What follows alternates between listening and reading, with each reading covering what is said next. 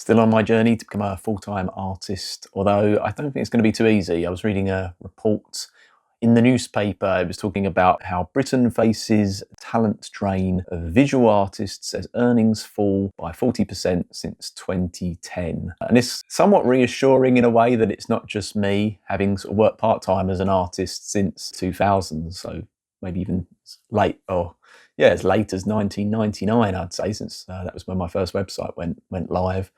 But yeah, there's been like a steady fall. I've kind of noticed it in my own earnings, just year after year, just dropping. There was a little resurgence actually during COVID because everyone was locked down and buying online, and I was positioned at the time to take advantage of that because I had a web presence on sites like Etsy or whatever.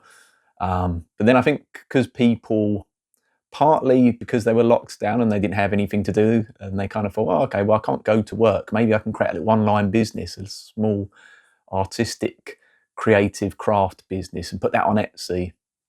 And that was the start of Etsy, kind of, for me at least, sort of going downhill. It just got oversaturated.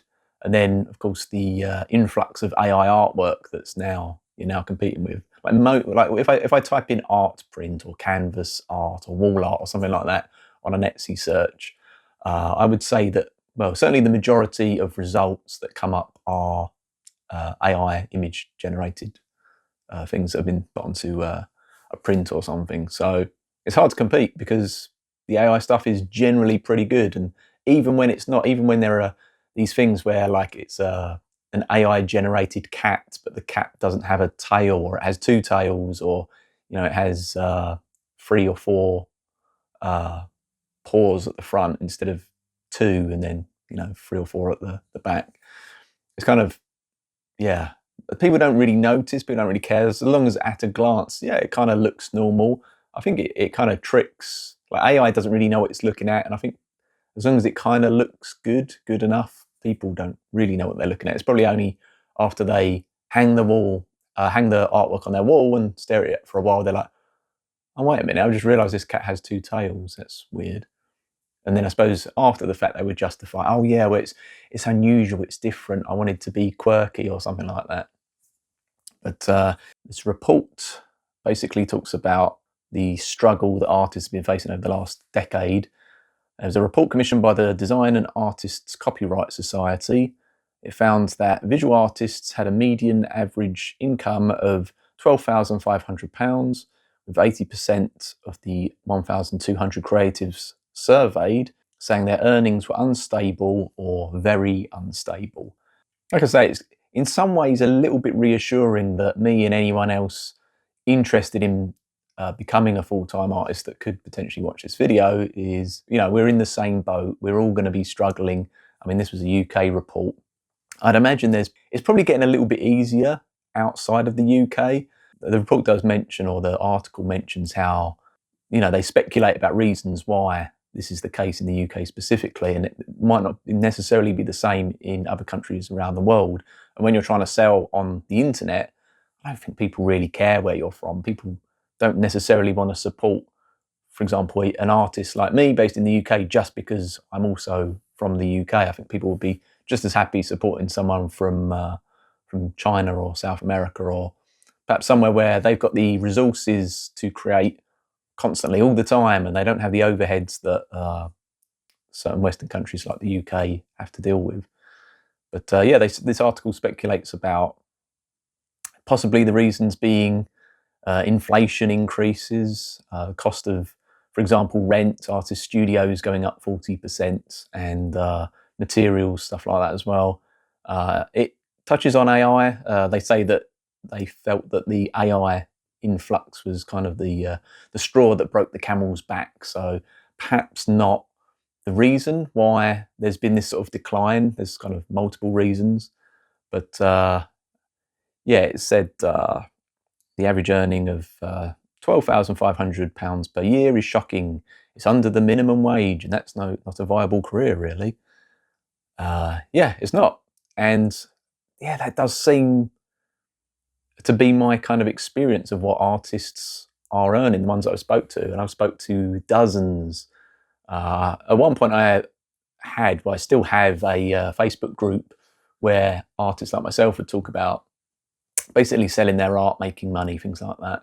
And you'd try to get a gist of how people were doing and what they were doing in order to sort of sell their wares. And if I'm honest, it was a pretty bleak picture, really. I think most people weren't managing to sustain a full-time career out of this, and those that would perhaps weren't really too interested in even interacting with the group that I'd set up, because they were just too busy, grinding and hustling and trying to do their thing, which is fair enough. But yeah, it's bad times, and it's interesting that it's kind of made its way to this mainstream article as well now, and it's not just artists like myself that are sort of moaning about the situation that we're dealing with here. It's kind of like now that it's kind of getting out there that I think people outside of the creative industries are probably starting to sort of notice that something's going on here. But what does it mean ultimately? It just means that competition is now going to be fierce. You can't get away with doing what you used to do. And this has always been the case. Even going back maybe like 80 or 100 years, you would get painters, like advert painters, before the age of computers and things, that would get paid, thousands of pounds or dollars or whatever to create adverts for companies. And back in the day, thousands of pounds was big bucks. Well, maybe it wasn't thousands back, 80, 100 years ago, but maybe it was, you'd get a whole £10 for an illustration, which probably could have bought you a small mansion back in the day. Who knows? But yeah, it used to be such that you could argue illustrators and designers, artists were fairly highly valued, and the work was obviously skilled. Not everyone could do it, and therefore you kind of got paid a good wage for it as long as you were willing to do the work. Whereas we're in a weird time now where there's more opportunity than there has ever been, but at the same time there's more competition or more people wanting to take advantage of that opportunity than there's ever been. And I'm really getting the gist now that the balance has kind of changed, whereby, yeah, there's opportunity, but that opportunity is kind of that bottom rung of opportunity for sort of junior level artists. And then the opportunities for the sort of the AAA, 10 out of 10, the 1%ers, as I call them, the top pros, they're always going to get the work, but they're going to get the work. There's only so much work to go around. There's probably just about enough to cover the really competent artists that are doing their thing. I think if you're in that sort of middle ground, there isn't a lot going on. And certainly because of AI, I don't know how future artists and designers are going to ever make a living in this industry, because in order to get good at art, generally you need a lot of time spent creating art, and you kind of need time spent creating commercial art, stuff that's actually going to be sold on a product or to a company. And how are you going to do that as a beginner artist if all the small companies that want art for their adverts or publications, whatever it is, they're just going to create AIs or buy an AI generated image from a professional image prompter. So there just isn't going to be work for the sort of the up and comings unless you're literally willing to work pretty much for nothing. But then how do you sustain yourself? I think if you're an artist that's like, oh yeah, I've already worked for like big name brands like Nike or Apple or Microsoft, car manufacturers, electronics manufacturers, you're going to be okay. Even within the game space, if you worked on a AAA title, if you've worked for, I don't know, Capcom or something, it's like, okay, there you go. You've worked for, one of the big companies. So now, you have that on your resume, and you have potentially contacts as well. And obviously you were at a point where they felt that you were worthy of working for them to begin with. So you were obviously pretty good at what you do. And I think you're going to be all right. And you're going to be kind of looking around saying, oh, I think there's always going to be work for artists, because at the end of the day, you can't do everything with an AI algorithm. But certainly people that aren't at that level yet, I just don't know how they're going to get the experience to be able to work up to that level. And I suppose to some degree I sort of include myself as part of that. So kind of sort of seeing myself positioned as someone who is probably like more of a middleweight illustrator artist. But I mean, how do you quantify it? How do you quantify your skill set? Because there's things I can do that I know even the as I call them 1%ers aren't going to be able to do. So it's hard to judge. But I think just when it comes to art or the illustrations or the things you're trying to do, let's just say with me, being an anime fan artist, surely I'm sort of in the middle rungs at least compared to what other people are putting out outside of the AI. So, but whether or not I'm going to continue being an anime fan artist is debatable. It's a weird thing. Like, even though this report that I'm sort of reading is obviously not great, it's like, okay, that's basically saying that the majority of people that are practicing artists aren't even capable of making a living. And, maybe you've been in the industry for sort of 10 years, 20 years, and you've had to now think of a career change. That's not good. But sometimes I still do speak to people who say, oh, I went to a show and I made however many thousands of pounds or whatever it is. And I'm thinking, okay, well, there's obviously still some money to be made here. It's then just a case of getting the product right. And obviously you can look on a social media platform like Instagram or whatever, and you can see that there are those artists that have the 100,000 subscribers, followers, and they'll post a thing, they'll get, at least 4-digit responses, interactions with, so far as sort of comments, likes, that kind of thing goes. And I think those artists, they're obviously doing something right and generally making it work. But it's weird because sometimes I look at other people's work and I think, okay, you're really good. I don't understand why you've just posted this thing on the internet and you've only got, 10 likes or something on an Instagram post. And then there's someone else who I'm like, okay, you're also really good, but no better than the first person. But for some reason you've got 6,000 likes on an Instagram post. I'm just talking about likes. It's that obvious metric that you can see and evaluate. But it does translate over into sales. When I speak to those artists who I know have those big followings, it's because their work is resonating with people. And then when you speak to them at like a show where they sell their work and they have a table or stall where they're selling their art, they're also the ones that tend to be selling stuff.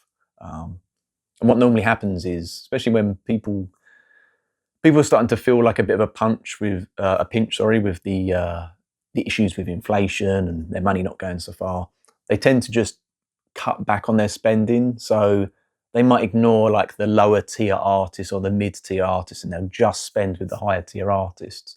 So the higher tier ones are always going to do fairly consistently well.